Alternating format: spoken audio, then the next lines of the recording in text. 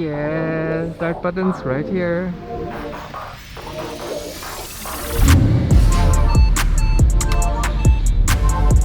Yes!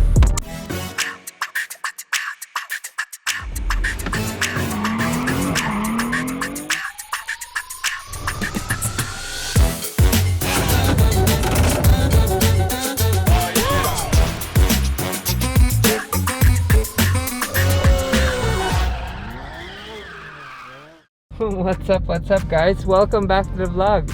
Just fixing my mirrors. Can you guys guess what car we're in? This is an amazing treat today, and I'm gonna be able to test it. Some quick facts about this car: 6.3 liter V8 naturally aspirated motor.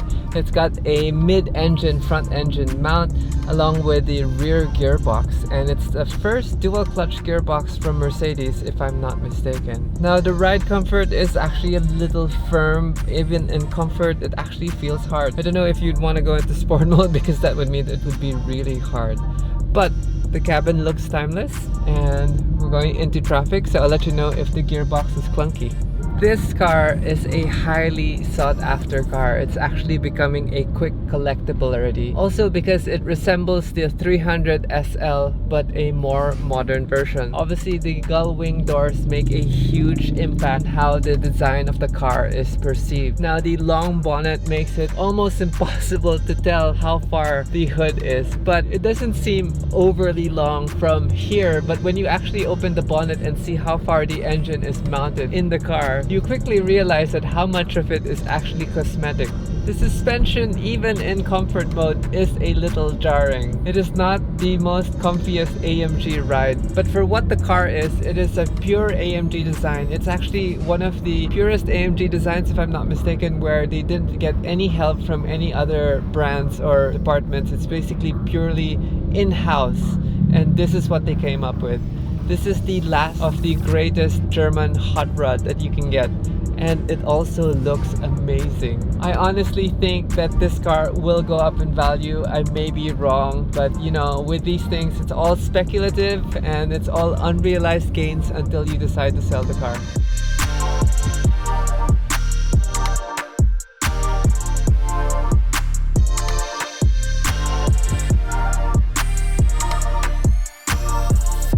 Let me share with you guys my initial impressions of driving the car for about an hour now. Initially, it's very creaky. The suspension is very firm. I'm on Sport, not even on Sport Plus, and it's already firm. Now with comfort, it's actually more livable, but then again, you get the slower shifting.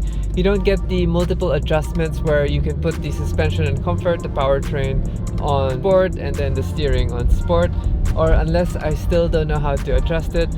You do have a button over here which lets you adjust the wing and pop the wing out so you can flex.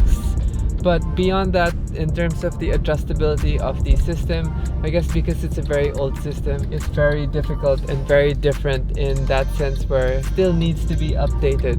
And initially, the chassis is very firm. Now I love the steering. The steering is very direct. It's actually very precise.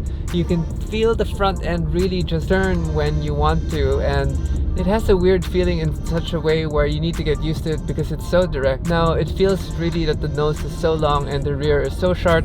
I know we are sitting our ass right above the rear wheels. Now the cabin is a little creaky. You can hear creaks here, creaks there, and obviously I don't have the radio on because I am appreciating the sound of the engine. Now the gearbox isn't as clunky as I thought. Being in automatic or in manual, it's actually fairly good. It's not the fastest shifting dual clutch gearbox that you can get, but actually does the job very well. Nice to hear from you.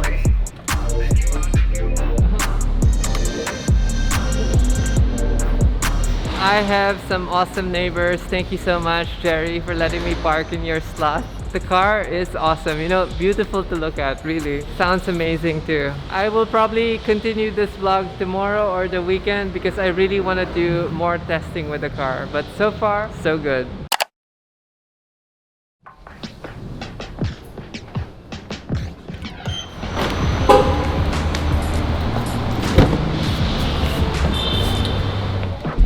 Back in the Benzo.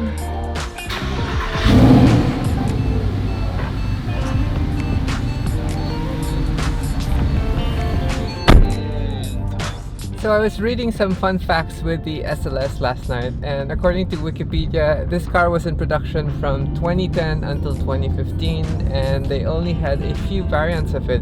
This was purely designed by the AMG team, no other help from any other company or any other division. It was the first all-out lightweight Mercedes Benz. So SLS apparently stands for Super Light Sports, which means they really tried to focus on weight savings, and the car that this SLS replaced was the McLaren SLR, which was a bit of a heavy car, and apparently the feedback of the SLR was it was very hard also in suspension in terms of riding and comfort. Now the SLS isn't the softest, but according also to the internet, there was an update done, I think 2012 or 2014, and the last editions where they did make the ride a little better, especially on the Roadster versions that came out. Although the Roadster does look good, it's still not as collectible because it doesn't have the gull-wing doors, so I don't know if the values of the Roadsters will go up. But basically also the downsides of the SLS is the dual clutch gearbox, because this is the first version or the first generation for the dual clutch transmission. It does run into some problems sometimes. According to Hovey's Garage, with the McLaren you're guaranteed to replace your gearbox at least twice in your lifetime. With this gearbox, if you do the oil maintenance properly, then you should be fine. There are apparently two fluids also. You can do the clutch fluid and then the gear fluid, so there's two actually different fluids that run the system. But besides that, the engine is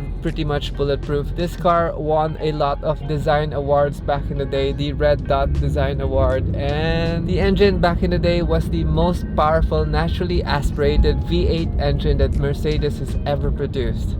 Wow. So far, things I don't like with the car: it has a small creak in the corner, the infotainment is very old, and then comfort setting, as I said, I can't have any selection for the modes. Now, according also to the internet, we are able to upgrade the brakes of this from steel rotors to the carbon ceramic rotors, which was an option back in the day. Also, there is a suspension update if you want to go that route, that you can update the suspension to have a more dynamic and comfortable ride, and I think that's the suspension that they used in the SLS Roadsters as well. So I think if this came with the carbon brake package, this would have a higher value, but it doesn't. Also, if the interior was maybe a tan or a red, it would have a much higher value, but it doesn't. Now the gray on the car actually looks good. I thought it was silver on pictures, but in reality it's got this gunmetal sheen to it, which I quite like. What was odd back in the day, they actually positioned the SLS right above the SL and called it a Grand Tourer. I wouldn't say it's a Grand Tourer. It does have a decent sized trunk, but not big enough for you to actually do long distance travels with. Probably 2 or 3 overnight bags at most. Now in terms of bringing my helmet around to the racetrack and back, this definitely does have the space in the boot. Plus there's this upper shelf over here that you can actually try to stuff a few flatter bags in, like laptops and stuff. I must say though, this car, even if it is 12 years old already, looks amazing. The design of this car is timeless, and it really does do a good throwback to the 300 SL. Definitely, I think I'm gonna call it, this is going to be a future classic. I don't know if you can hear the creak. I think my ideal setup for this would be definitely a nice titanium exhaust, maybe a Black Series kit or maybe an SLS GT3 kit, and then also probably air suspension so that we can get some comfort in the suspension system. But that is if we get it, so I don't know what are the deciding factors for me to get this or not. It's kind of hard to convince myself not to get this car, but in reality I really do like it. I mean, I love looking at it, and most of the cars now that I buy are future collectibles in my opinion, and I think, you know, it is gonna go up in value, plus we get to enjoy it in the meantime. And visually, there is nothing like this on the road in terms of the German design of the Roadster Sports GT, I don't know what to call it, but the hood length and then the short wheelbase in the rear, along with the gull-wing doors, along with the angularness of the front, all put together really well. So I really do love it. Now, price-wise, a few years ago, these cars were ranging somewhere in the 12 million range, believe it or not. Nowadays, it's reaching all the way up to 21 if you have the beautiful spec of the white with the red interior. This one is sitting somewhere on the lower scale, but still very expensive for an older car. You can actually get a decent normal Ferrari for much cheaper in a newer model versus a 2010 version of one of these things. But if you wanted the creme de la creme and wanted the ultimate collector version of the SLS, it would have to be the Black Series. The Black Series obviously has more power, it's much lighter, it sits a little wider than the standard SLS, and yet it still saves a lot of weight also. So the Black Series also is very limited, and the prices of that are, I think, almost twice or 3 times the price of this. Now, if you haven't seen, also somewhere in BGC in the Benz dealership, you can see an SLS GT3, and that car looks so good. I've been asking the owner if we can track that car, but I haven't gotten any responses from it. Maybe if we buy this, he'll let us track it. I don't know. Maybe if we show him we're now in the SLS club, he'll let us track the SLS GT3. What do you guys think?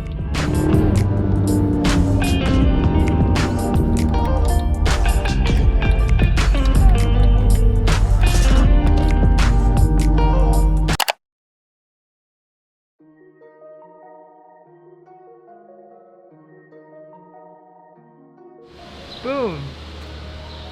Boom, boom, boom, boom! Where is their siding? We're doing these sidings, that's why we don't see any sidings. And we still don't have the engine covers. What is happening?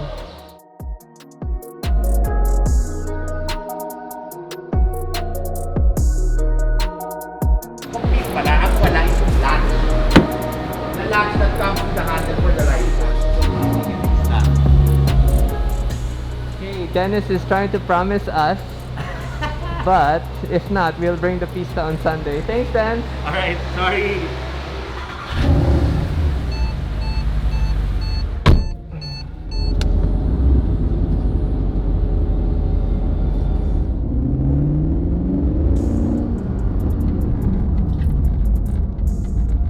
Dennis and the team at Ferrari Service Center are working hard to finish the car.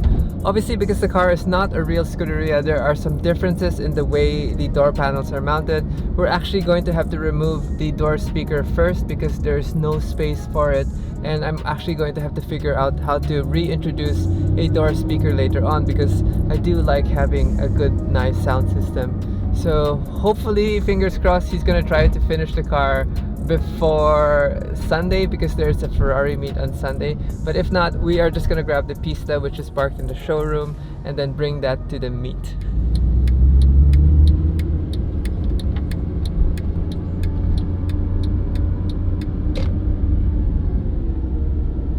I really want to find out if there's any way to update this system because obviously because this is built in to the console, it's going to be very hard to update the monitor. Maybe we can get a later edition monitor.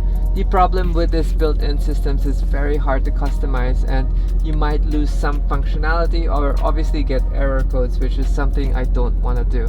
I'm already thinking of the modifications that we're planning to do to this car, but maybe I should hold off because the value of this car might skyrocket even more. But then again, what fun is it to hold this car and not customize it to my own taste and liking? At the end of the day, that's what I do and that's what I truly enjoy, and maybe we should bite the bullet and call Richard and say yes. It's a comfy car. At 5'11", it's not tight. I don't feel claustrophobic. The seats are very comfy, and I mean, the only issue that I really have is the clunking sound over there. But beyond that, I can live with the stiffer suspension. The SVJ and the 992 GT3 have much stiffer suspension than this.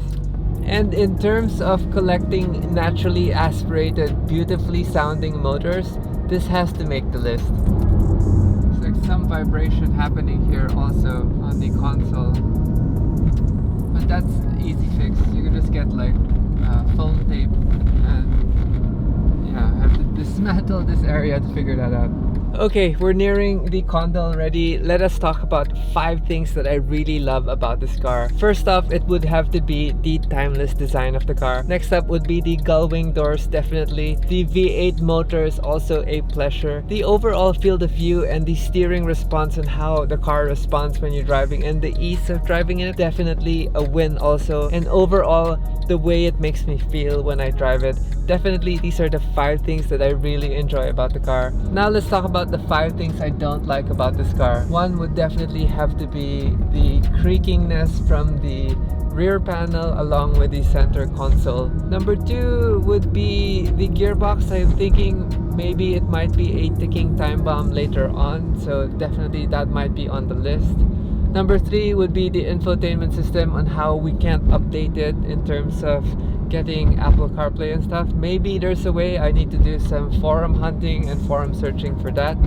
Part of the infotainment system also is the rear camera and the resolution of it. I do think the parking sensors are a bit sensitive, but I know there's a way to turn it off, or I guess disable it while you're using the car.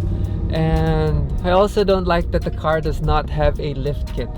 And the last thing on my list of things I don't like about this car is I wish it had the carbon ceramic brake option. Right now it has the steel rotors and they're okay, they stop pretty well, but I just love how carbon ceramic brakes look. And that was the 5 things I don't like about this car. But honestly, there are more to love about this car, and everything that I said that I don't like about this car, you kind of basically forget because everything else looks amazing. Some quick tips though when you're driving this car: make sure when you open the door that when you stand up, you make sure that you're not going to hit your head on the gull-wing door, because a lot of people do hit their head if they're not used to having the gull-wing door overhead. You also want to make sure that when you're swinging the door open that it's not going to hit the car next door, because it does swing open wide and it doesn't swing open, let's say like the SVJ where it goes straight up. Also, getting in and out of the SLS is quite tricky. It's not the trickiest like the McLaren carbon tubs, but it is tricky also. I just wanted to add another bonus of what I like about this car is the steering rack radius. It actually can make U-turns pretty tightly, and it's not like those sports cars where you have a very short steering rack. So definitely a bonus also. But anyway, I'm going to end this vlog now. Let me know in the comments down below if you guys like this car or if you don't like this car, because I think it's truly a special masterpiece which deserves a new home. So hopefully in the next few videos we're going to see this car on the channel, and I'm going to make a call after this. I'm going to see you guys again in the next video. Peace.